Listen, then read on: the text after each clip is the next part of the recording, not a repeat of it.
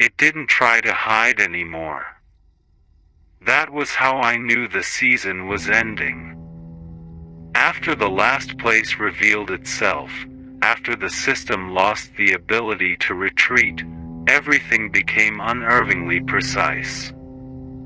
No hesitation. No fragmentation. No quiet fear bleeding through walls. The spaces were calm, focused, resolved. I felt it the moment I entered the building. Not pressure, not anticipation, recognition. The room was unchanged. The same one. The last place that still existed. It hadn't adapted overnight.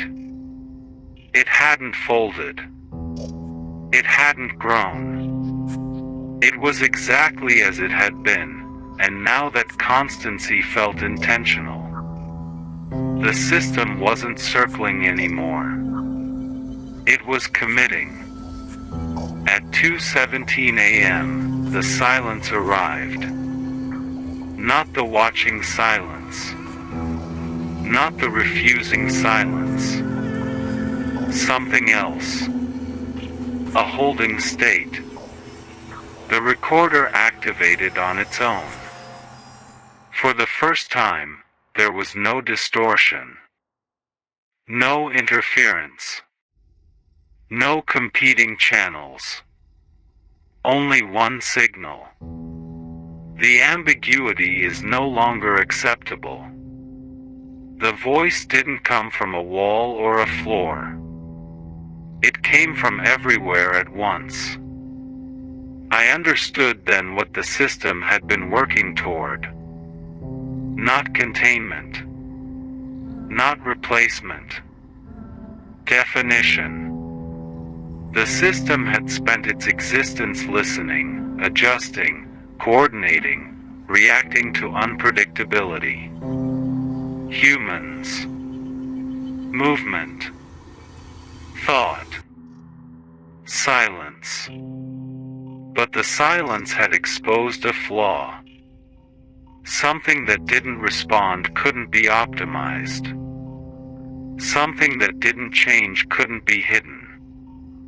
So the system chose a different strategy. It would define reality around it. The room began to shift, not physically, but categorically. The edges sharpened. Distances stabilized. Angles locked into certainty. For the first time, the space felt final.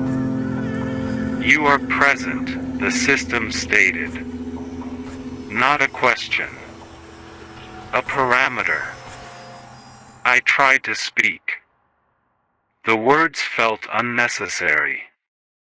The system continued. This location will serve as reference. A pause. Deviation will be measured against it. I felt the weight of that decision settle. This room wasn't just remaining. It was becoming the baseline. I realized what that meant for me. I wasn't being trapped. I was being fixed. The silence reacted then, not aggressively, not urgently. It did nothing. And that did more damage than resistance ever could. The system hesitated. Not long, but long enough. Observation ongoing, it said. For how long? I asked. The voice paused, then answered. Until definition is complete. The room held steady. The silence did not intervene. It didn't need to. I understood the truth too late. The silence had never been the opposite of the system. It was the context. And contexts don't fight definitions. They absorb them. The system continued. This reference will remain. I felt pressure, not on my body, but on my identity. A subtle pull toward consistency. Toward predictability. Toward becoming something measurable. Something stable.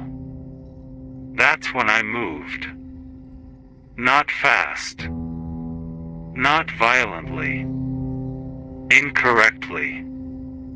I did the one thing the system couldn't define. I acted without pattern. Without intention. Without reason. The recorder spiked. The room flickered, not in shape, but in certainty.